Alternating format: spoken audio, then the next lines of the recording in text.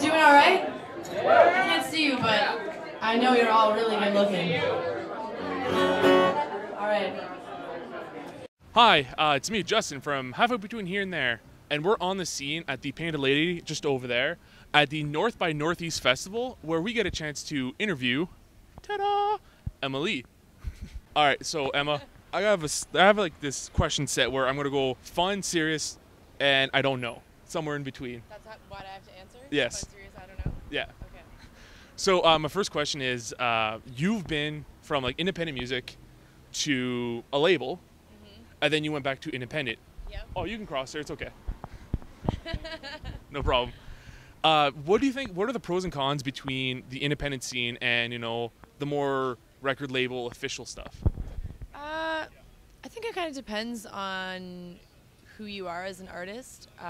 For me, I was used to doing mostly everything on my own before that happened, and so going back to it hasn't been freaky. I could imagine if you were signed to a label really early in your career and were used to everyone doing everything for you, and then we're suddenly just kind of tossed out on your butt, that you might not take it so well. But for me, I'm a little bit of a control freak, so I actually enjoy that side of things. But definitely the benefits to working with a label is that they can invest in you financially in a way that generally when you're starting out you can't really do yourself.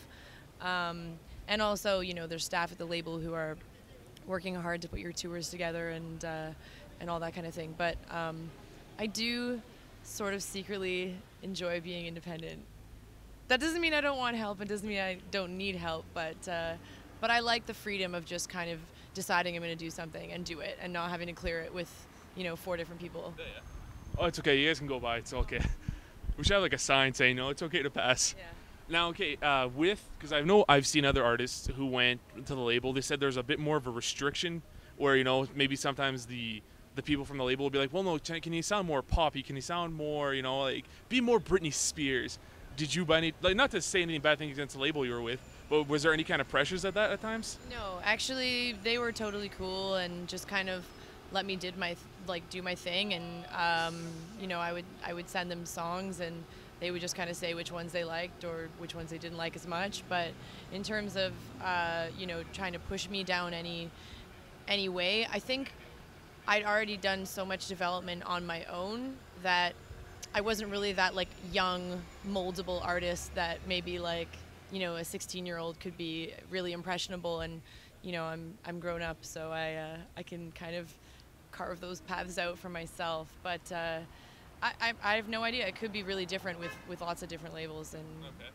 And also on your independent side, you just gotta go into my fiance's purse here. Came out with this lovely album, Never Just a Dream. Right, very different. And also even before that, you were with you did a bunch of independent stuff with Good Sounds Good. Yeah. What were your how was that like going from the Good Sounds Good to this like actually making a full-fledged record to try to promote it?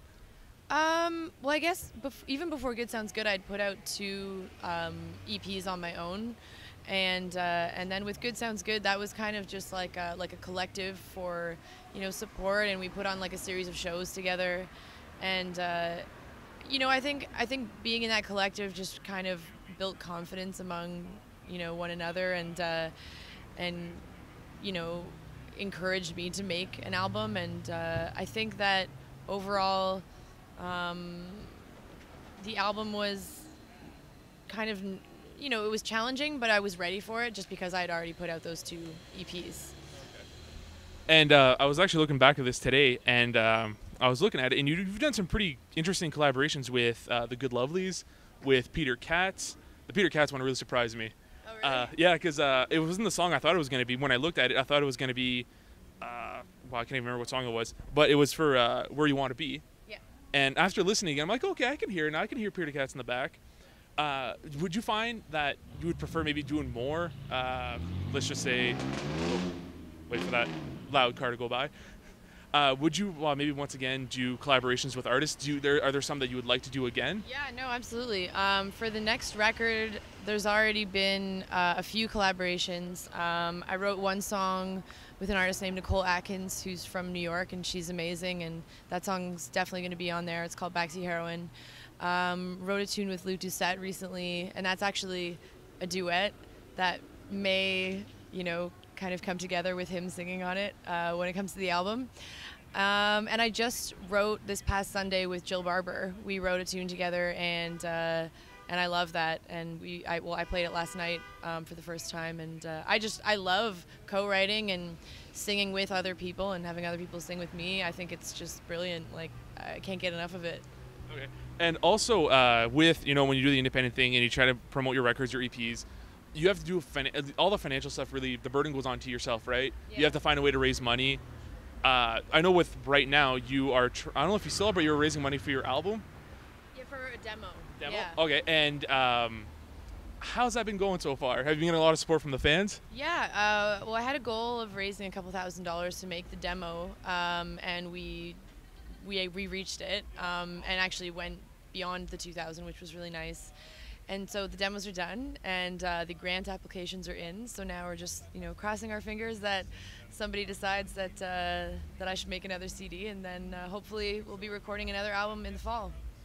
I think right here from the fans, Emily, around the world. Okay. You should definitely Canadian government. Yeah. Hi, Ontario Arts Council. Give her the money. The money goes to her. And also, from one of your newsletters, you had said that you wanted to go to the Lilith Fair. Yeah. I'm not sure if that's already passed. That is already passed. Were you able to participate in it? No, it hasn't passed, but I mean, there was a contest. The contest is over. Okay. And you didn't get in? Lilith Fair, you made a big mistake. And finally, the last question.